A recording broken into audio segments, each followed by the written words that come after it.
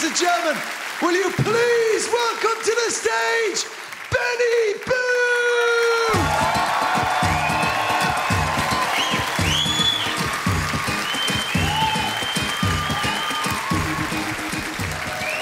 Yeah!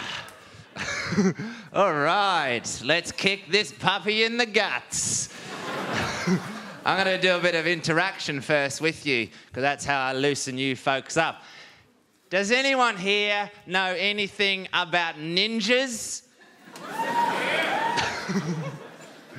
Because ninjas, apparently, back in the old days, because they're quite a secretive bunch of people, if they thought someone had seen them, they would throw a smoke bomb down, and then the smoke would come up and conceal their identity, and they'd run away. And that's a very good technique, which I have adopted in my everyday life. For example, when I'm perving on a lady through her window, if I think she's seen me, I will quickly breathe out and fog the window up to hide my face. Oh!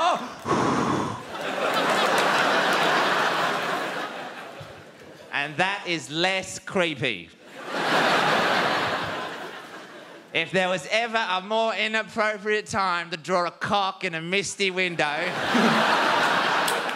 right there. Okay, so we're away. Joke number 2. Sometimes I like to hire 2 babysitters. I like to hire 2 babysitters from 2 different babysitter companies. And then I ring them individually on the night and I say, now listen, you're going to be babysitting a 21-year-old girl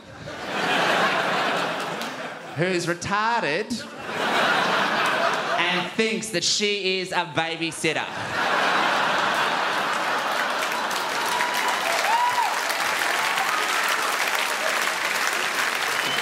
So don't be taking any of a shit, all right? It's time to go to bed. It's time for you to go to bed. And that's good, because then I get home and there's just 2 girls trying to get themselves into bed. That's delicious. I love that. So I had some laser eye surgery done recently. I had some laser eye surgery done to this eye, to my bad eye, to make my bad eye equal in strength as my good eye. But it's very expensive. I don't know if you folks had it done. It's like £500 per eye. That's a lot of money just for a tiny little eyeball. So at the last minute, I decided to get the laser eye surgery done to my good eye, and now my good eye is my fucking amazing eye.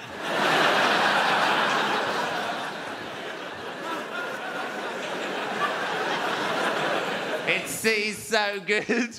I can see why ordinary laundry powders do not reach those stubborn stains.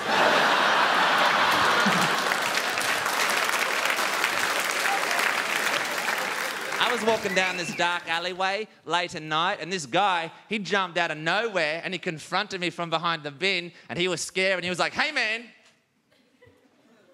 you're in the wrong place at the wrong time." And I was like, shit. That means I'm lost and I'm late.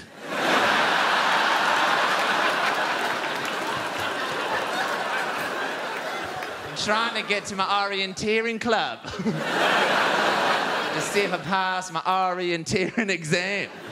Can you please point me in the right direction with your fucking knife?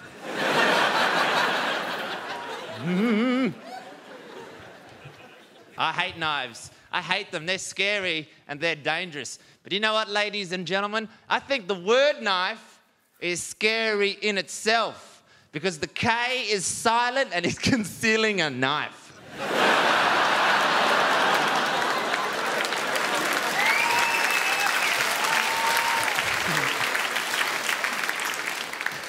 You know, statistically speaking, 4 in 3 in 2 in 1 dolls are Russian.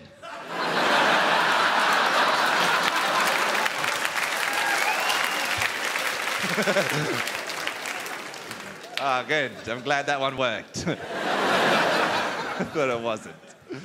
I'm glad you guys are laughing at my jokes. Thank you very much. It's filling me with confidence to get to the end. Actually, you know what? Even if you weren't laughing at my jokes, I would still deliver them with confidence because I've had too much cocaine.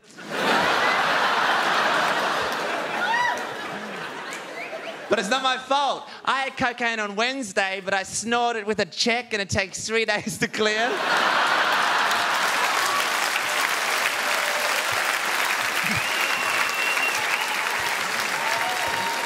And unfortunately, that's now.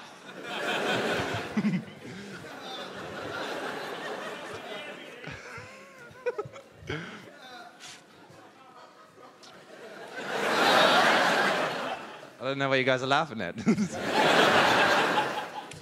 I like to watch Scooby-Doo. It's one of my favourite cartoons. Now, at the end of a Scooby-Doo cartoon, we've all seen it, they always solve the mystery, and then Fred goes, well, good job, gang.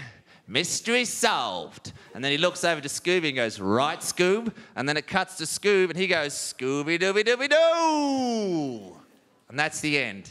That's how the show ends. But I imagine after the director yelled cut, or maybe in the director's cut, Fred probably would have just gone, what?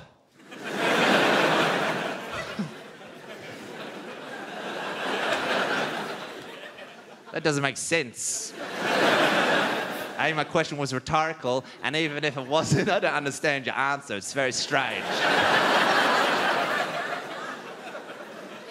Be like if Scotland Yard solved a very important murder crime and just went, well, good job, guys. Murder solved. Right, Constable Harrison? And then it cut to him and he just went, Constable Harrison!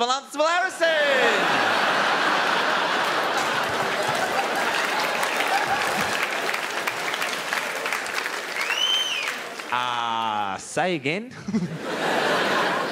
We're in the middle of a press conference.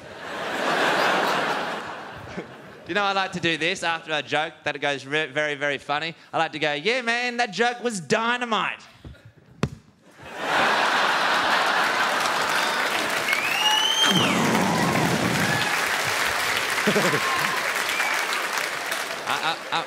I'm not really on cocaine. In fact, whenever I go to... In fact, whenever I go to parties, that's the first thing I say. I make sure I let everyone know that I'm anti-drug and that I do not do drugs. But then everyone tries to peer pressure me into doing drugs. And that's how I get free drugs.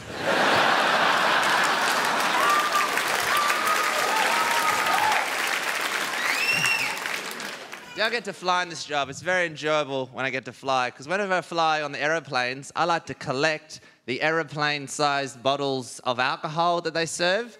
And then when I stay in the hotels and resorts, I like to collect the hotel and resort-sized, the minibar-sized bottles of spirits. I collect many of these, and then I take them to rock concerts and I throw them at the band. It tricks them. They think they've got a lot longer to duck and get out of the way.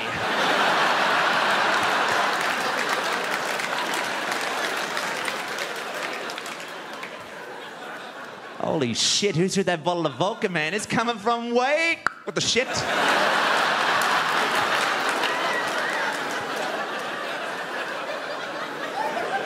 I thought I had a lot longer to duck and get out of the way.